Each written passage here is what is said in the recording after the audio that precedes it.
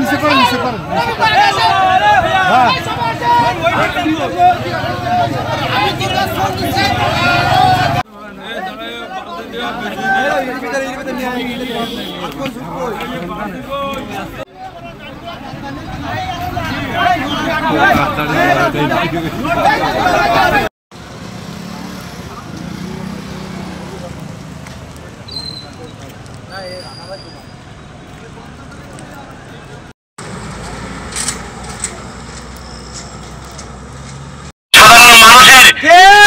সাধারণ মানুষের কর্মসূচি যদি চেয়ারম্যান আব্দুল হালিমকে নমিনেশন প্রত্যাহার করে চেয়ারম্যান আব্দুল হালিমকে নমিনেশন না দেওয়া হয়, আগামী দিন থেকে সাতক্ষীরা শহর এবং সাতক্ষীরা সদর একেবারে অন্ধকার করে দেওয়া হবে।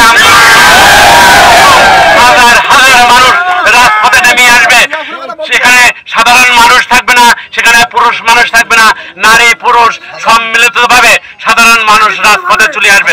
সাথী বন্ধুরা আমার, আমি আরেকটি কথা বলতে চাই যে সাতক্ষীরা 2 আসনের যে ব্যক্তিকে নমিনেশন দেওয়া হয়েছে, আমরা জানতে পারিছি উনি বহিষ্কার ছিল, এখনো বহিষ্কার প্রত্যাহার করা হয়নি। সেই বহিষ্কার প্রত্যাহার না করে তাকে নমিনেশন দেওয়া হয়েছে। আমরা তীব্র নিন্দা এবং প্রতিবাদ জানাই। সেই সাথে সাথে বলতে চাই, আগামীকাল থেকে সাতক্ষীরা শহর অন্ধকার করে দেওয়া হবে, কর্মসূচি থাকবে, অন্ধকার থাকবে, এই বলে আমাদের কর্মসূচি বলে দিচ্ছি। এবং প্রিয় নেতৃবৃন্দ, আপনাদেরকে বলে দিচ্ছি, আগামীকালকে আপনার মতন চলবেন, আগামীকালকে আমরা কখন কর্মসূচি দেবে আমরা প্রত্যেকের জানাই দেওয়া হবে, ঠিক আছে?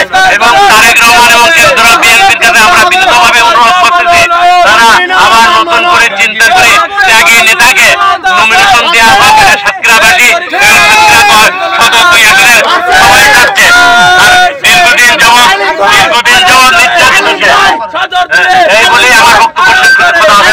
এবং দেশনেত্রী বেগম খালেদা জিয়া বিএনপি শীর্ষ নেতৃত্বের যে সিদ্ধান্ত দেবে তার প্রতি আমরা আস্থাশীল।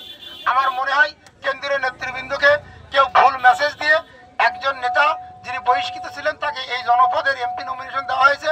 আমরা চাই আগামী দিন বাংলাদেশ জাতীয়তাবাদী দল বিগত আন্দোলন সংগ্রামে 17 বছর এই জনপদের যিনি বিএনপির সেক্রেটারি ছিলেন, বিএনপির সদস্য সচিব ছিলেন এবং এই সাতক্ষীরা সদর উপজেলার একটানা 19 বছরের সভাপতি ছিলেন।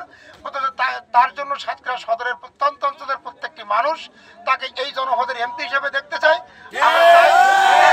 আগামী দিন এমপি মনোনয়ন দেওয়া হবে এবং বহিষ্কৃত নেতা বহিষ্কারী প্রত্যাহার না, তার এমপি নমিনেশন হয়ে গেল, এটা দেখে সাতক্ষীরার মানুষ হতবাক হয়েছে, আশাহত হয়েছে।